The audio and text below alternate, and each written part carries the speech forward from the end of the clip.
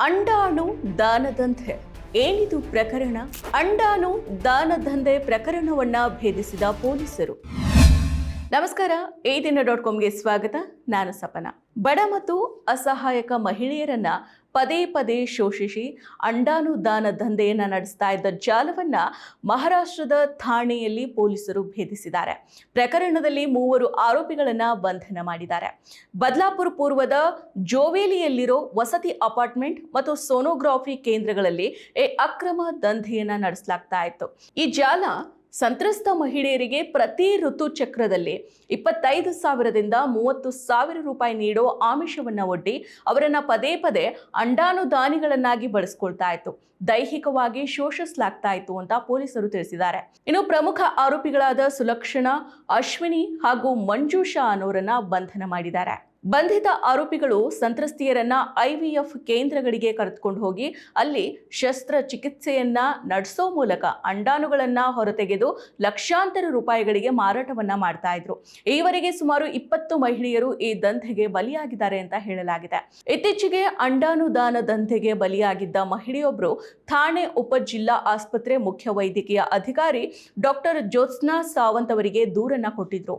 ಅವರ ದೂರನ್ನ ಆಧರಿಸಿ ಪೊಲೀಸರು ಆರೋಪಿ ಗಾಡೇಕರ್ ಅವರ ನಿವಾಸದ ಮೇಲೆ ದಾಳಿಯನ್ನ ನಡೆಸಿದ್ರು.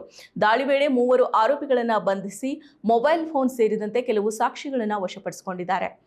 ಆರೋಪಿಗಳ ಮೊಬೈಲ್ ಫೋನ್ಗಳಲ್ಲಿ ಗರ್ಭಧಾರಣೆಗೆ ಸಂಬಂಧಿಸಿದ ಚುಚ್ಚುಮದ್ದುಗಳ ಫೋಟೋಗಳು, ಸೋನೋಗ್ರಫಿ ವರದಿಗಳು, ಸುಳ್ಳು ಹೆಸರುಗಳಿರೋ ಅಫಿಡವಿಟ್ಗಳು, ನಕಲಿ ದಾಖಲೆಗಳು ಹಾಗೂ ಹಣಕಾಸಿನ ವಹಿವಾಟಿನ ಪುರಾವೆಗಳನ್ನ ನಾವು ವಶಪಡಿಸಿಕೊಂಡಿದ್ದೀವಿ ಅಂತ ಪೊಲೀಸರು ತಿಳಿಸಿದ್ದಾರೆ. ಸಾಮಾನ್ಯವಾಗಿ ಅಂಡಾನುದಾನ ಅನ್ನೋದು ಒಂದು ಸಂತಾನೋತ್ಪತ್ತಿಯ ಪ್ರಕ್ರಿಯೆ. ಇದರಲ್ಲಿ ಒಬ್ಬ ಮಹಿಳೆ ಮತ್ತೊಬ್ಬ ಮಹಿಳೆ ಮಗುವನ್ನ ಪಡೆಯೋದಕ್ಕೆ ತನ್ನ ಅಂಡಾಣುವನ್ನ IVF ಮೂಲಕ ನೀಡುತ್ತಾರೆ. ಇದರಲ್ಲಿ ದಾನಿಗಳು ತಪಾಸಣೆ ಮತ್ತು ಹಾರ್ಮೋನ್ ಚಿಕಿತ್ಸೆಗೆ ಒಳಗಾಗ್ತಾರೆ.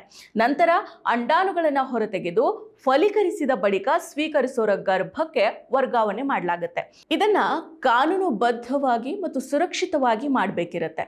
ಆದರೆ ಆರೋಪಿಗಳು ಈ ಅಂಡಾನುದಾನವನ್ನ ದಂಧೆಯಾಗಿ ಮಾಡಿಕೊಂಡಿದ್ರು. ಆರ್ಥಿಕ ನೆರವಿನ ಅಗತ್ಯ ಇರೋ ಬಡ ಮಹಿಳೆಯರನ್ನೇ ಗುರಿಯಾಗಿಸಿಕೊಂಡು ಅವರಿಗೆ ಪ್ರತಿ ಋತುಚಕ್ರದಲ್ಲಿ 25,000ದಿಂದ 30,000 ರೂಪಾಯಿಗಳನ್ನ ನೀಡ್ತಾ ಇದ್ರು. ಅಂಡಾಣು ಉತ್ಪಾದನೆಯನ್ನ ಹೆಚ್ಚಿಸೋದಕ್ಕೆ ಸಂತ್ರಸ್ತ ಮಹಿಳೆಯರಿಗೆ ಹಾರ್ಮೋನ್ ಚಿಕಿತ್ಸೆಯ ಚುಚ್ಚುಮದ್ದುಗಳನ್ನ ಕೂಡ ನೀಡಲಾಗ್ತಾ ಇತ್ತು. ಅವರನ್ನ ಪದೇ ಪದೇ ದಾನಿಗಳನ್ನಾಗಿ ಬಳಸ್ಕೊಳ್ಳಲಾಗ್ತಾ ಇತ್ತು. ಇದು ಅವರ ದೈಹಿಕ ಶೋಷಣೆಗೆ ಕಾರಣ ಆಗಿದೆ ಅಂತ ಅಧಿಕಾರಿಗಳು ಹೇಳ್ತಾರೆ.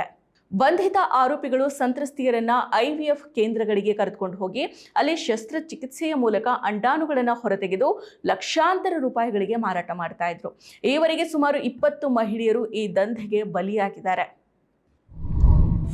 ಮತ್ತಷ್ಟು ವಿಶೇಷ ವಿಡಿಯೋಗಳನ್ನು ನೋಡಲು ಮತ್ತು ಹೊಸ ವಿಡಿಯೋಗಳ ಬಗ್ಗೆ ತಿಳಿಯಲು ADN.com ಯೂಟ್ಯೂಬ್ ಚಾನೆಲ್ ಸಬ್ಸ್ಕ್ರೈಬ್ ಮಾಡಿ ಮತ್ತು ಬೆಲ್ ಐಕಾನ್ ಕ್ಲಿಕ್ ಮಾಡಿ.